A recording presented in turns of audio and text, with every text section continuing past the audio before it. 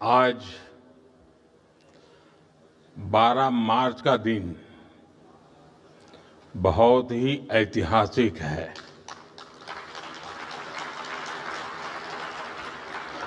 12 मार्च 1930 को महात्मा गांधी ने साबरमती आश्रम से दांडी यात्रा शुरू की थी। ये भारत के स्वतंत्रता आंदोलन का एक टर्निंग पॉइंट था, क्योंकि इस यात्रा ने देश के कोने कोने को एक लक्ष्य के साथ जोड़ दिया था, और ये लक्ष्य था भारत की आजादी। आज ऐतिहासिक यात्रा के करीब 100 वर्ष के आसपास हम भारतीय फिर एक नई यात्रा पर निकले हैं। ये यात्रा है विकसित भारत की यात्रा। हमारा लक्ष्य एक है, हमारी मंजिल एक है, विकसित भारत। और इस लक्ष्य की प्राप्ति में ऐसी समिट्स में हुआ मंथन, इनसे निकला अमृत बहुत बड़ी भूमिका निभाता है। मैं आप सभी का आभारी हूं। आपने मुझे नेक्स्ट समिट के लिए आमंत्रित किया। यहां देश से, दुनिया से बहुत सारे साथी आए हैं। कुछ पुराने परिचित भी हैं। मैं आप सबका अभिनंदन करता हूं। साथियों, 21वीं सदी का एक कालखंड न भूतो न भविष्यति जैसा है। एक तरफ युद्ध की विभीषिका है, सप्लाई चेन फिर से तहस नहस हो रही है। संयुक्त राष्ट्र जैसी वैश्विक संस्थाओं की प्राथमिकता पर सवालिया निशान लग रहे हैं, और ऐसे कालखंड में हमारा भारत इन विपरीत परिस्थितियों में भी आगे बढ़ रहा है। आज दुनिया इतिहास के जिस महत्वपूर्ण पड़ाव पर खड़ी है, उस पड़ाव पर जिस देश का नाम सबसे ज्यादा चर्चा में है, वो है भारत। वर्तमान में इतने सारे संकटों के बीच दुनिया का हर गंभीर नेतृत्व, हर जानकार भारत को लेकर बहुत उम्मीदों से भरा हुआ है। अभी हाल ही में फिनलैंड के प्रेसिडेंट अलेक्जेंडर स्टुब भारत आए थे। उन्होंने कहा कि अब दुनिया की दिशा ग्लोबल साउथ तय करेगा, और उस दिशा को निर्धारित करने की सबसे बड़ी शक्ति होगा भारत। इससे पहले कनाडा के पीएम कार्नी ने भी कहा था कि अगले 3 दशकों में दुनिया की इकोनॉमिक ग्रेविटी जिस सेंटर की ओर शिफ्ट हो रही है, उसका नाम है भारत। फ्रांस के राष्ट्रपति मैक्रो भी मानते हैं कि भारत दुनिया के सबसे बड़े मुद्दों को सुलझाने वाला एक इनएविटेबल पार्टनर बन चुका है। आज टेक वर्ल्ड और अर्थ जगत के ग्लोबल लीडर्स के बयानों का निचोड़ निकालें तो एक ही भाव सामने आता है, अगर आप भविष्य का हिस्सा बनना चाहते हो तो आपको भारत से जुड़ना ही होगा, भारत में होना ही होगा। साथियों, अभी अभी भारत ने T20 वर्ल्ड कप जीता है।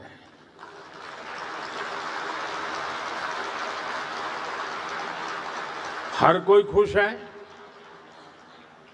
और भारत में तो क्रिकेट का मामला ऐसा है कि अगर किसी ऑफिस में करोड़ों के ट्रांजैक्शन की बात चलती हो, कोई बढ़िया प्रेजेंटेशन चल रहा हो, विदेश के मेहमान प्रेजेंटेशन कर रहे हो, फिर भी वो जरा उस स्लाइड से नजर हटा करके दूसरी ओर स्कोर क्या है वो देखता है।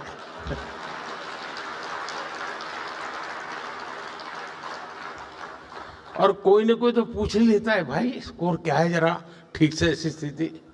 अब देखिए, ये है, वैसी ही स्थिति है भारत की अर्थव्यवस्था की।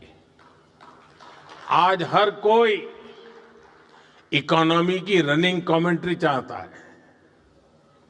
भारत की इकोनॉमी का पिछले महीने क्या स्टेटस था, आज क्या हाल है, ये सब जानने के लिए देशवासी उत्सुक रहते हैं। मुझे याद नहीं पड़ता कि इतनी उत्सुकता देश में पहले थी या नहीं थी, और थी तो कब थी। ये दिखाता है कि आज भारतीयों के एस्पिरेशंस और आत्मविश्वास किस स्तर पर है। यही दुनिया के भारत पर भरोसे का सबसे बड़ा कारण भी है। और साथियों, निश्चित तौर पर जब इतनी सारी उम्मीदें जुड़ी हो, दुनिया की नजर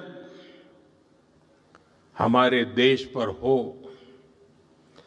तो स्वाभाविक है कि हम सभी की जिम्मेदारी और ज्यादा बढ़ जाती है। साथियों, आज का भारत सिर्फ आगे नहीं बढ़ रहा, भारत खुद को नेक्स्ट लेवल पर ले जा रहा है। आज देश में नेक्स्ट जनरेशन फिजिकल इंफ्रास्ट्रक्चर बन रहे हैं। हम नेक्स्ट जनरेशन डिजिटल इंफ्रास्ट्रक्चर की ओर बढ़ रहे हैं। यूपीआई ने डिजिटल पेमेंट्स को नेक्स्ट फेज में पहुंचा दिया है। आज भारत दुनिया में सबसे तेज रियल टाइम डिजिटल पेमेंट्स करने वाला देश बना है। साथियों, भारत आज नेक्स्ट जनरेशन रिफॉर्म्स भी कर रहा है। वो रिफॉर्म एक्सप्रेस पर सवार है। कभी भारत में कई काम, कई निर्णय नेक्स्ट टू इम्पॉसिबल माने जाते थे। आज भारत वो निर्णय भी ले रहा है। कभी कहा जाता था कि आर्टिकल 370 हटाना नामुमकिन है, लेकिन आज जम्मू कश्मीर में आर्टिकल 370 की दीवार गिर चुकी है। कभी लगता था कि देश में सबका बैंकिंग सिस्टम से जुड़ना असंभव है, लेकिन आज 50 करोड़ से ज्यादा जनधन खातों ने ये संभव कर दिखाया है। कभी लगता था कि ट्रिपल तलाक को खत्म करना असंभव है, लेकिन आज मुस्लिम बहनों को इस अन्याय से मुक्ति मिली है। कभी महिलाओं को लोकसभा और विधानसभा में 33% आरक्षण भी असंभव लगता था, लेकिन आज इसके लिए कानून बन चुका है। कभी अंतरिक्ष और एडवांस टेक्नोलॉजी को लेकर भी भारत की लिमिट्स बताई जाती थी, लेकिन आज moon mission, semiconductor mission, quantum mission, ये सब भारत को नेक्स्ट फ्रंटियर ऑफ टेक्नोलॉजी की ओर ले जा रहे हैं। साथियों, आज का भारत केवल सपने नहीं देख रहा, भारत उन्हें सच कर रहा है।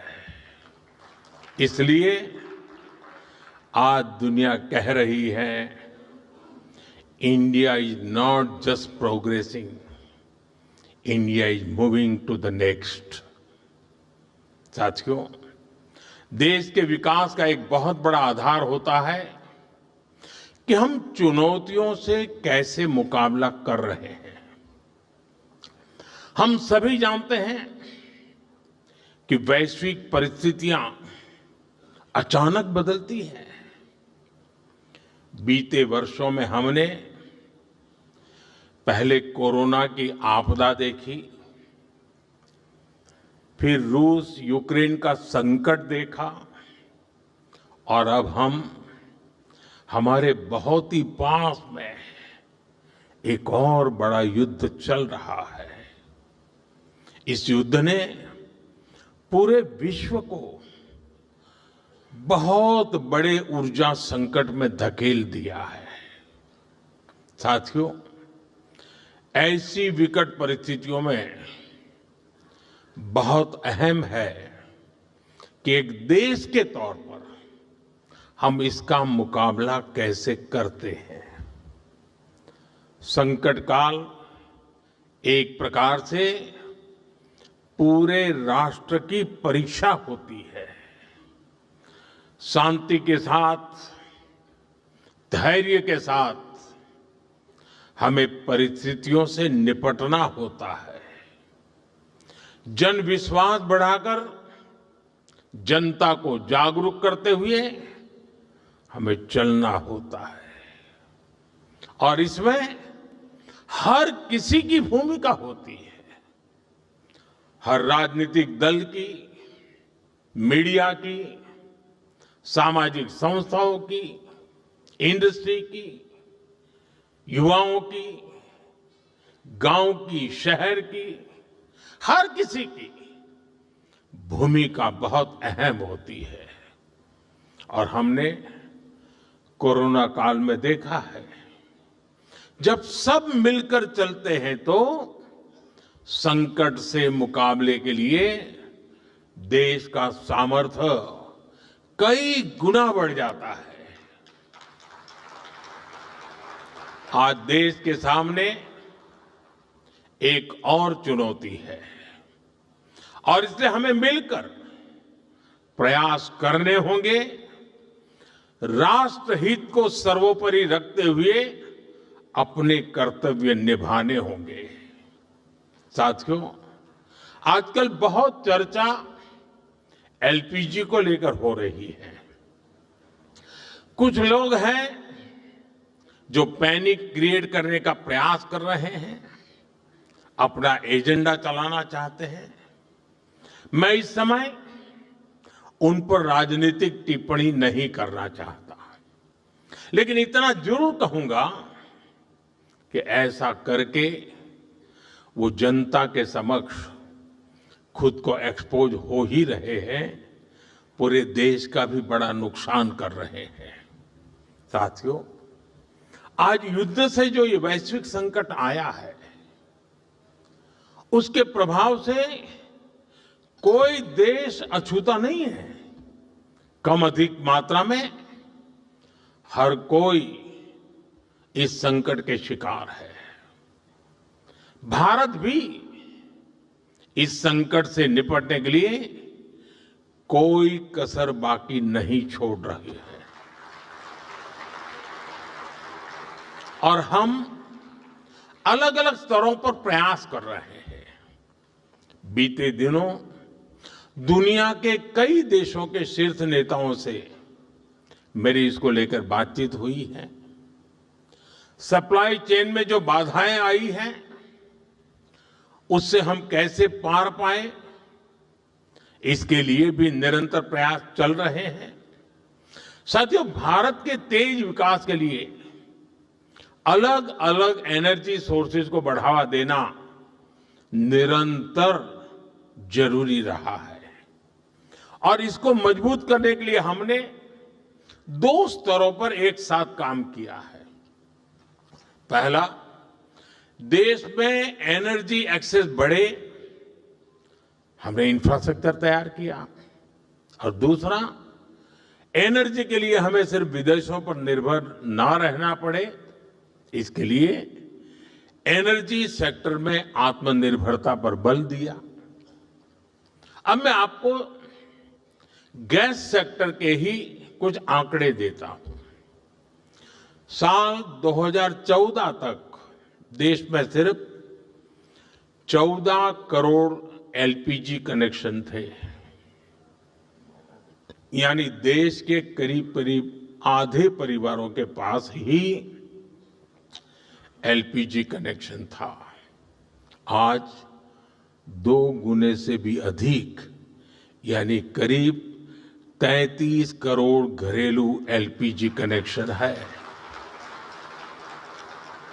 बीते 11 वर्षों में हमने अपनी बॉटलिंग कैपेसिटी को 2 गुना किया है। डिस्ट्रीब्यूशन सेंटर भी 13,000 से बढ़ाकर 25,000 से अधिक हो गए हैं। 2014 में देश में सिर्फ 4 एलएनजी टर्मिनल्स थे, 4 एलएनजी टर्मिनल्स। आज इनकी संख्या भी बढ़कर 2 गुनी हो गई है। गैस पाइपलाइन जो करीब 3,500 किलोमीटर होती थी, उसको 10,000 किलोमीटर तक विस्तार किया है, क्योंकि करीब 60% एलपीजी विदेशों से आती है। देश के बड़े बड़े पोर्ट्स, वहां पर इंपोर्ट टर्मिनल कैपेसिटी भी बहुत बढ़ाई गई है। साथियों, साल 2014 से पहले तक देश में सिर्फ 25-26 लाख घरों में ही पाइप से सस्ती गैस यानी पीएनजी की सुविधा थी। आज ये संख्या भी 1.25 करोड़ से अधिक पहुंच गई है।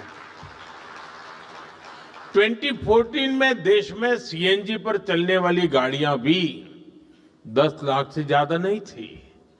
आज ये संख्या 70 लाख से अधिक है और ये तभी संभव हो पा रहा है क्योंकि बीते दशक में देश के 600 से अधिक जिलों में सिटी गैस डिस्ट्रीब्यूशन नेटवर्क स्थापित किए गए हैं।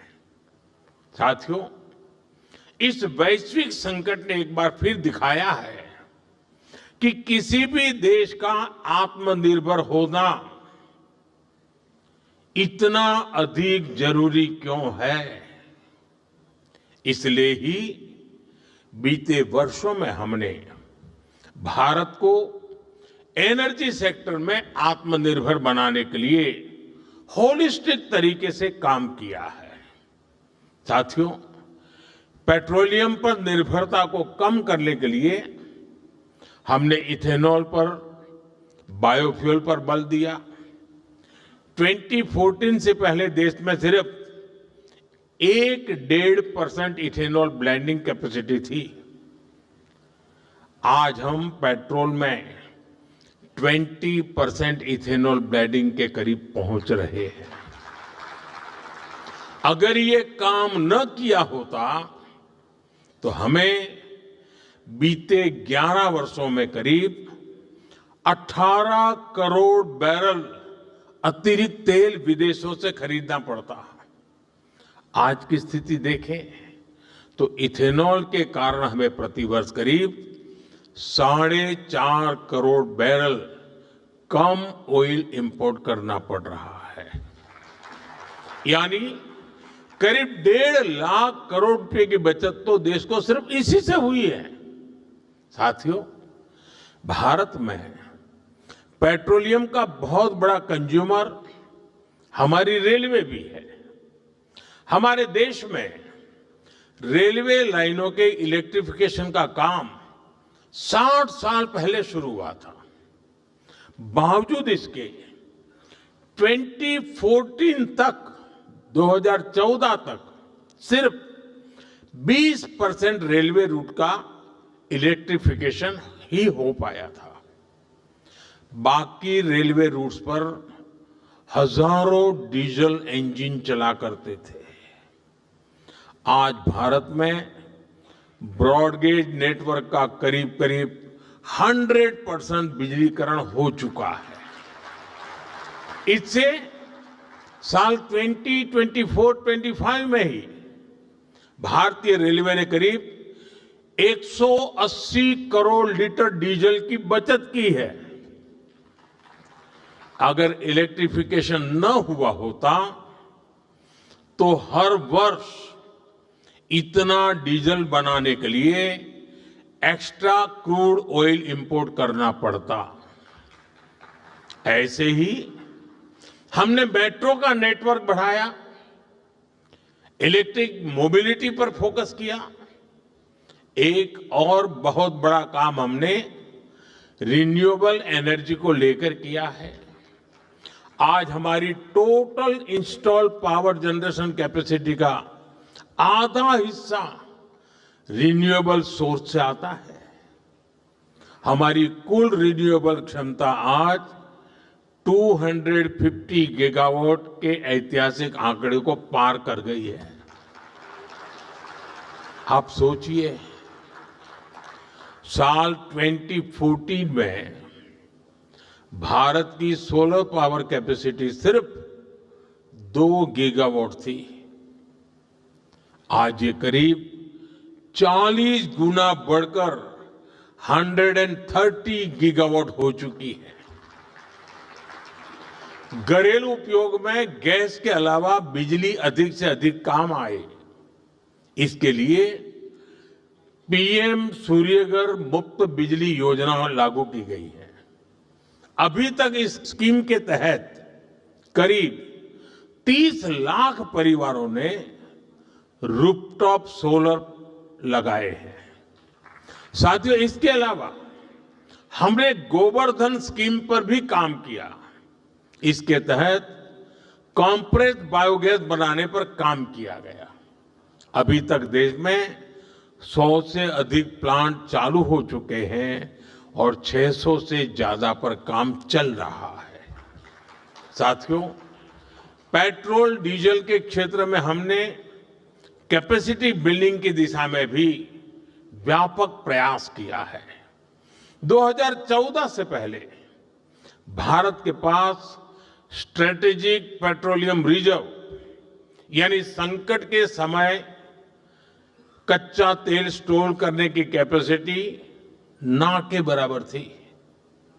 आज हमारे पास 50 लाख टन से अधिक का स्ट्रेटेजिक पेट्रोलियम रिजर्व है और इससे भी अधिक कैपेसिटी पर काम चल रहा है। बीते दशक में अपनी रिफाइनिंग कैपेसिटी में भी हमने सालाना 40 मिलियन टन से अधिक की वृद्धि की है।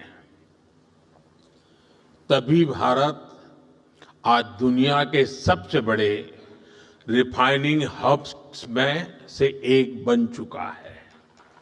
यानी आप अंदाजा लगा सकते हैं कि हम भारत को आत्मनिर्भर बनाने के लिए कितने बड़े पैमाने पर और कितनी बड़ी दिशाओं में काम कर रहे हैं। ये युद्ध की वजह से जो संकट बना है, उसका मुकाबला भी हम जरूर कर पाएंगे। मेरा 140 करोड़ देशवासियों पर पूरा भरोसा है। जैसे एक साथ संगठित होकर कोविड के संकट से हमने देश को बाहर निकाला था, उसी प्रकार हम इस वैश्विक संकट को भी पार कर लेंगे। और मैं फिर दोहराऊंगा, जहां तक सरकार का प्रश्न है, हम किसी भी प्रकार के प्रयत्न या प्रयास में कोई कमी नहीं आने देंगे। हमारे हर निर्णय में जनता का हित सर्वोपरि रहेगा। साथियों, यूक्रेन युद्ध से लेकर आज तक हमने देखा है कि कैसे इसका प्रभाव वैश्विक मार्केट से लेकर दुनिया के नागरिकों पर पड़ता रहा है। लेकिन भारत सरकार का हमेशा से हर संभव प्रयास रहा है कि युद्ध से बनी परिस्थितियों का बोझ भारत के नागरिकों पर न पड़े। और जब रूस यूक्रेन का संकट बढ़ा था, तो उस कालखंड में फर्टिलाइजर की कीमतें आसमान छूने लगी थी। इसके बावजूद यूरिया की जो बोरी अंतर्राष्ट्रीय बाजार में 3,000 रुपये में मिल रही थी, वो हमने अपने किसानों को सिर्फ 300 रुपये में दी थी। दुनिया में 3,000 रुपया चलता था, हमारे देश में 300 रुपये में दिया जाता था। इस बार भी हमारा हर संभव प्रयास होगा कि देश के किसान, देश के नागरिकों के जीवन पर युद्ध का कम से कम प्रभाव पड़े। साथियों, आज के इस अहम समय में, आज इस मंच से मैं राज्य सरकारों से भी एक अनुरोध है। ये जरूरी है कि कालाबाजारी न हो, अफवाहें न फैले, इसलिए स्थिति की गंभीरता से मॉनिटरिंग आवश्यक है। जो कालाबाजारी कर रहे हो, उनके खिलाफ बड़े एक्शन भी होने चाहिए। साथियों, बीता एक दशक आत्मनिर्भरता के साथ साथ संवेदनशील गवर्नेंस का भी रहा है। हमारे देश का एक बड़ा हिस्सा, वहां रहने वाले लोग दिल्ली में बैठी कांग्रेस सरकारों की सोच से भी दूर रहे। लेकिन हमारी सरकार ने विकास की दौड़ में पीछे रह गए लोगों को गवर्नेंस की प्राथमिकताओं से जोड़ा। आज इन इलाकों में हाउसिंग हो, रोड्स हो, स्कूल, हॉस्पिटल हो, ऐसे इंफ्रास्ट्रक्चर निर्माण के लिए ही एस्पिरेशनल डिस्ट्रिक्ट योजना, एस्पिरेशनल ब्लॉक योजना, पीएम जनमन योजना जैसे स्पेशल अभियान चलाए जा रहे हैं। साथियों, कांग्रेस की सरकारों का एक बहुत बड़ा पाप ये भी रहा कि उन्होंने देश के एक बड़े हिस्से को माओवादी आतंकी आग में जलने के लिए छोड़ दिया था। देश के करीब करीब हर बड़े राज्य का बहुत बड़ा हिस्सा माओवादी आतंक की गिरफ्त में था। लेकिन साथियों, बीते सालों में देश ने इस स्थिति को बदलने का संकल्प लिया। हम बुलंद हौसले के साथ आगे बढ़े और इसका नतीजा आज देश देख रहा है। साल 2013 में 180 से अधिक जिले, 180 से ज्यादा डिस्ट्रिक्ट माओवादी आतंक से प्रभावित थे। आज माओवादी आतंक से प्रभावित जिलों की संख्या सिंगल डिजिट में पहुंच चुकी है। साथियों, बीते एक साल में ही 2100 से ज्यादा नक्सलियों ने आत्मसमर्पण किया है। 900 से ज्यादा नक्सलवादियों की गिरफ्तारियां हुई हैं और जो हथियार छोड़ने के लिए तैयार नहीं थे, ऐसे 300 से अधिक कट्टर नक्सलियों को सुरक्षा बलों ने मार गिराया है। इसका ये परिणाम हुआ है कि जो इलाके कभी डर के साए में जीने को मजबूर थे, वहां आज विकास की नई ऊर्जा का संचार हो रहा है। साथियों, भारत आज जिस गति से आगे बढ़ रहा है, उसकी प्रगति की गति को रोकना असंभव है। 140 करोड़ भारतीयों की आकांक्षा आज नेक्स्ट लेवल पर है। मैं जानता हूं कि जब एक सपना पूरा होता है तो नए सपने, नई आकांक्षाएं जन्म लेती है और मैं इसे बोझ नहीं मानता, बल्कि जनता के विश्वास की पूंजी मानता हूं। हां, देश में मेरे कुछ ऐसे शुभचिंतक भी हैं जिनको लगता है कि उम्मीदों के बोझ तले मोदी कभी तो दबेगा, कभी तो कुचला जाएगा, लेकिन उनकी नीयत इतनी खोटी है कि उनकी उम्मीदें पूरी हो ही नहीं सकती। और देशवासियों का आशीर्वाद जब तक है, तब तक ये पूरी होगी भी नहीं। अब सिर्फ 140 करोड़ भारतीयों की आशाएं और आकांक्षाएं ही पूरी होकर के रहने वाली है। भारत हर सेक्टर में आत्मनिर्भर बनेगा।